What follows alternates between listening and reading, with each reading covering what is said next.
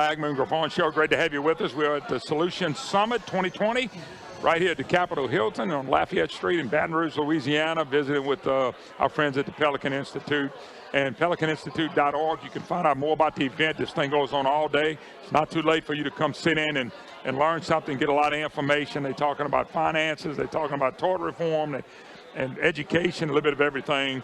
And they're dealing with the state of Louisiana, which is a good thing. All right, one of our favorite guests, Senator Sharon Hewitt, joins us. And first of all, congratulations. I know you now. I call it the head of the Senate delegation or caucus in the on the Senate side. Congratulations, because that's it. But you also got a big committee assignment as well. Anyway, good to see you. Thank you, Moon. Glad to be here. I am excited. I'll have I think, a very big voice on policy, leading the Senate delegation as the new majority leader. I'll have a big voice on redistricting as chairman of the Senate Governmental Affairs Committee and all the governors, approving all of the governors' appointments. So it's going to be a busy 4 years, but I'm really excited about it. Well, no doubt about it. But let's talk about something. I've been told, and I'm going to let you answer that, Sharon's going to lead the charge with tort reform and some of the things we have to do to get our, to sort of get our business climate back to going in the right direction and not pay so many insurance policies that are so high. What are you trying to get out? I've heard you were the person that's coming forward with this and coming out very aggressive. And so what are we going to do? Tort reform and things of that age. What are you hoping to accomplish there? Well, I think we have a mandate from our voters, Moon, to do something for sure. Absolutely. It was the #1 campaign issue. It was the biggest differentiator in this last election cycle as to who we supported, and I was raising money and supporting a lot of candidates, especially in the Senate, to help get them elected. That was the defining issue, where people stood on tort reform. And so we have a group of people in the legislature, in both the Senate and the House, that are committed to tort reform, and it's many things. Of course, car insurance affects every voter in the state. We know so many people don't have insurance because they can't afford it. We're the second highest in the country. It affects our trucking industry because of the high cost. We have very few companies that will even write insurance. By the way, I've heard from a lot of those people that really are upset about what's going on. It's just about putting companies out of business. So they're either going out of business, our trucking companies, or they're having to move to other states. We know we have huge issues in the oil and gas industry. Our friends in Lafayette are especially hurt by that, with coastal lawsuits and the legacy lawsuits. We've got medical insurance issues. There's so many things that we can do that are going to make it less costly to do business in the state of Louisiana, rather than it being a deterrent, which is what it is. It is so costly that many companies say, you know what, I'm just going to write Louisiana off and go to work someplace else. But it's this, I'm taking it, the bill, if it's one bill, is going to be a bunch of different pieces to it, and you just named them all. Can you put all that in a bill to get all that done on one vote? Well, there's definitely some strategy that's going to go into that. We want to make sure that whatever we do can stand up, to any kind of challenges. We'll have to, of course, consult with our new Senate president and parliamentarian. They'll have a big say-so in the legalities of putting things together or not. We'll do whatever we need to do to get it passed. There's, I think, a lot of interest in putting as much in one bill as we can legally, but in some cases, like my seatbelt bill, I want to get to that in a second. I want to go back to that bill. We may choose to do that separately. But that's why I'm asking, I guess. Yeah. I know you can do one big bill. If it's better to do it one piece at a time, I'm all for it. Everything you named, we have to head in that direction. Yes. There's probably some more to come after that, but we have to get started, and I think that's what you're talking about now. 2/3 vote in the Senate. If you get 2/3 vote in the Senate, 2/3 vote in the House, the governor can't even veto it. He can't touch it. Am I correct? That's right. What we're doing right now is something we haven't really done, to my knowledge, is we're working together as a Republican delegation, both in the Senate and the House. Over the next few weeks, we have a big retreat planned for next week to identify what are our priorities, who's going to take the lead on all of these, let's say, package of tort reform bills. Go work with the outside groups and folks from other states that have had success, and then come back in 2 weeks and present a package of bills that we will be able to talk about and debate and consider, so that we know when we get started that we have bills that we can all support that could withstand a veto. Great idea. Now, let's go back to the seatbelt bill, and this goes back to the problem. You had a very simple bill,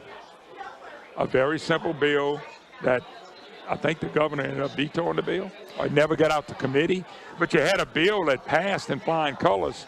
Talk about that particular bill, which, by the way, just that would have been a little bit of a good change in the right direction. So what happened last year? It's a great trial balloon. The seatbelt bill basically says right now in the state of Louisiana, you cannot introduce as evidence the fact that someone was wearing or not wearing their seatbelt. Wow. And so we want to change that. So we want to make sure that the jury knows if there's an automobile accident that's involved in a suit, that the person chose not to wear their seatbelt or they were. Of course, you would have less severe injuries if you were wearing your seatbelt. And we believe that it would result in lower settlements or lower awards, which ultimately will... Which makes sense. That's a common sense bill right there, big time. Common sense, and that it would also result in lower premiums for everybody.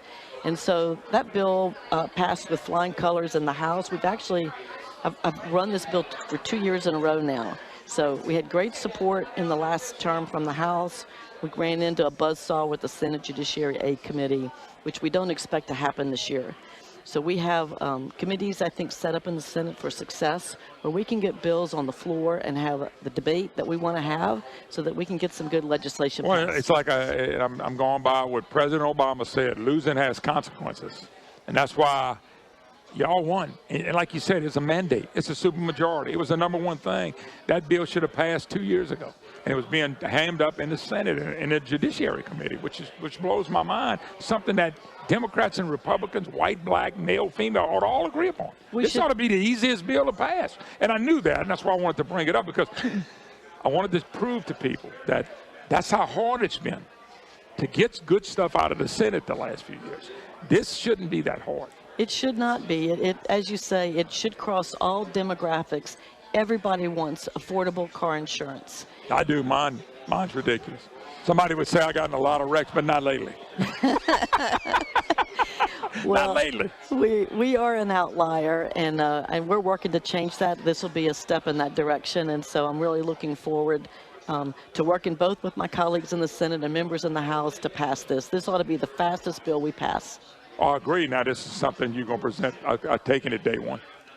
And you're hoping the other packages, that the other stuff you're trying to put together, whether it be one big package or similar bills, at least don't you feel like you're going to get a fair hearing this time? And if you don't, we're in trouble.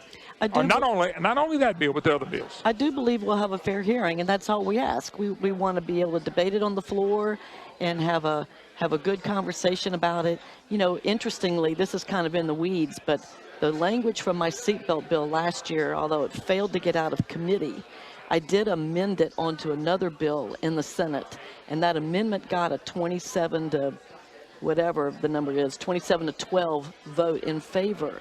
So we had 27 senators last year that supported the seatbelt bill, but didn't really get a chance to vote on it as its own standalone bill. And then the author of the bill that I had tacked it onto, didn't want to move it forward. And so it truly was hung up by that one committee, by a handful of senators. Same committee? Same committee.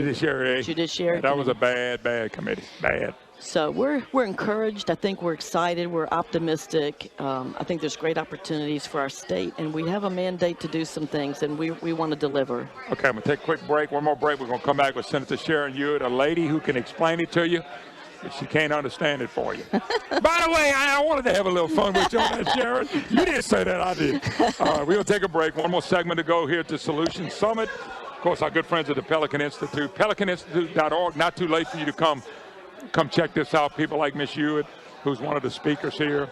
You get to visit with all these people and find out a lot of information today. So we'll take a break. We'll be right back.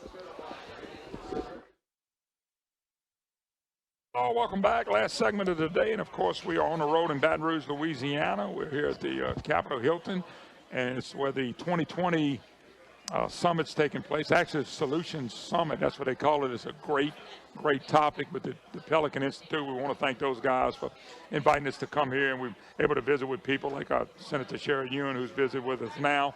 And it's an opportunity for you.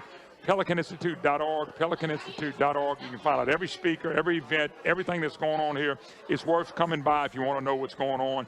And the good thing about it, I like the opportunity of calling it a solutions summit, because they're actually offering things to fix stuff, just like Senator Hewitt's talking to us now. All right, Senator Hewitt, one of the big things this year, of course, will be the census, but next year it really gets big. We're talking about redistricting. Now, you're sitting on the committee, you're sitting as the chair of the committee that's going to get to see all this stuff that takes place. How hot of a topic is this going to be? Because everybody that's in office or want to run for office is going to want to be involved in the process. Well, that's right. You know, what we'll do next year after we get the new census data is we'll be setting the table basically for Louisiana for the next 10 years. Correct. We'll be redrawing the congressional districts, the state, Senate, and House districts, Bessie districts, Public Service Commission. It's all there. And so Senate, House members, everything gets redrawn. Everything gets redrawn. And so, you know, there's an infinite number of ways to take the same data, what I've learned, infinite number of ways to take the same data and draw districts. And so you want to mess somebody up, start dealing with numbers. Well, I'm a numbers person, you know, as an engineer, I like dealing with numbers. Part of our process next year after we get the census data, we'll do a road show where we'll travel around the state, the entire committee, I think Senate and House as a joint committee, and get input from locals and the local municipalities in terms of their representation and how they maybe would like to see things. You know, we expect that there will be a growth in certain parts of our state. The North Shore area is growing. New Orleans is growing compared to 10 years ago. So you could have a shift with representatives. You have to, because the goal is for every senator or for every House member, let's say, or every congressional district to represent roughly the same number of people. Absolutely. And so we have, as you have spoken many times, Moon, we've had a lot of people leave the state of Louisiana to go find jobs someplace else. And so sadly, there are many parts of our state where we believe their population numbers will be less than they were 10 years ago. There are few places in our state where the population we expect has grown. It's exploding in Lake Charles. It's growing on the North Shore where I live. It's growing, you know, post-Katrina, post-Katrina in New Orleans. But many of our other states are suffering, and so it's going to cause our districts to have to move around. Okay, let me throw this at you. The word I'm getting is we're going to come awful close to losing another congressman. This is what I've heard. Have you heard anything about that, or you think we're safe at least this time? Most people believe that we're going to be safe. I know I have heard that a little bit. Well, they look at numbers every year, so they can kind of tell which you lose and which lose. That's right. But I think we're going to be pretty close. So in 10 years, unless we change the way we do business, we could lose another congressman in 10 years. I didn't say we would, but we could. Well, I certainly don't want that to happen on my watch. You know, so let's pass some pro-growth policies at the state level. Let's get rid of the litigious environment. Let's grow the state so that 10 years from now, we're talking about adding a new congressional district instead of talking about the possibility. By the way, I like that a lot better. Yes. Now, let's talk a little bit about concerns. And of course, when you're doing redistricting, there's always going to be a war. I'm not preparing you for something you probably don't know. It's going to be a war. Sure. But I know the governor and them, they would love to put another congressional district that could be more Democrat than Republican, because right now with 6, we've got 5 Republicans and 1 Democrat. Does that concern you at all? That because, I mean, what you want to do in the Senate and the House, and y'all going to have to get together, understand that. Is there any chance that we could blow something like that? Because really, the way it's set up, we got 5 Republicans and 1 Democrat. Well, you know, every 10 years, I think there's something to debate, and so this will this will be the big issue, you know, in this redistricting cycle. We're going to have a fair debate. We're going to have all the data. We're going to have a good, fair process where everyone will have input. And, you know, I'm very confident that we will put together maps that we can defend and support and move forward. Which is important. Yes. All right. Jumping gears. By the way, that's a big issue next year. Just going to be real giant gang. Another one I think is coming, and I don't really think it'll be this year unless they come up with some creative way to finance transportation. You know, I've been saying for a while, if you allow the state to get $14 billion backlog, that's a lack of leadership at the top. And when I say governor, I mentioned John Alario. You don't have to, I will. These people have been around. They've been doing the same thing. But to me, you got a $14 billion backlog because they never became priorities. How do we prioritize transportation? But it doesn't always have to be increased taxes. I know that's on the table. I'm not foolish. I know it's going to be on the table. But is there any way to do it without, first thing we do is raise gas taxes 18 cents a gallon? Well, I think what my voters would like us to see. I come from a parish in St. Tammany that doesn't vote for taxes. We don't like taxes in my parish, and I think a lot of voters around the state don't like taxes either. Until you can convince me that we've done a good job with the money I've already given you, and so I think that there's some opportunities to do a better job in streamlining DOTD. I get calls all the time in my office from people in the road construction business frustrated with the turnaround time on permits, the level of overregulation, for things that should be simple, small jobs. We're putting a tremendous cost and building that into the cost of building a road.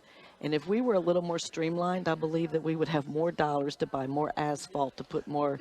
Is the problem also that the road program is just too political? Is there a way not to, I know this is tough, is there a way to take politics somewhat out of the road program? Because it seems to be so political. And as you know, somebody's leaving, somebody's coming in, we make a deal, we switch a road that was 5th on the list, and now it goes to 18th, and another one's put in its place.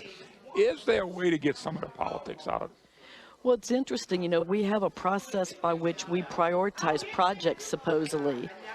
And the things that are on the list of things that criteria to prioritize it is basically everything but the kitchen sink. So what that does by having everything is it does make it political, and it kind of boils down to what the secretary and what the governor want, not so much. But how do you get rid of that, Sharon? Well, you have to change the way we prioritize projects, and you have to change how you look at distributing your money. So, for example, last year we spent $940 million on infrastructure projects. They're in different buckets. Some are, maintaining roads, repaving roads, things like that. Capacity projects, widening I-12, putting in a new bridge in Lake Charles or Baton Rouge. Those are major capacity projects. We had $0 appropriated for capacity projects. I get more calls from people that are frustrated that you're stuck in traffic, which is a capacity issue, than I do calls from people who are frustrated because the road's got too many potholes in it. By the way, a guy walked in earlier today, said, I hate taxes. He said, but after sitting in the traffic, I might be foreign now. Somebody walked by a while ago and told me that. It does become a frustration. I mean, I had a 20-minute delay coming in from Slidell today to Baton Rouge. But here's the problem. I'll go back to the original question. Who allows a state to get $14 million in the hole? And it goes to top leadership order, and it ain't this administration, it's before them. And that's my frustration with the whole thing, is who allows that? Well, some of that, honestly, is not really legitimate projects. I mean, I know even in my area, some of that are projects that have been on the list for 30 years that we've already done something else. And so some of those, there's some cleanup that needs to happen with the list. But I do think, to go back to your earlier point, is the only answer a gas tax? I don't think so. That's why I'm asking that, because that's all I'm hearing. We had legislation proposed last year by Representative Wright, where he was looking at moving. Do you know this? That DOTD salaries and benefits right now are funded through the Transportation Trust Fund.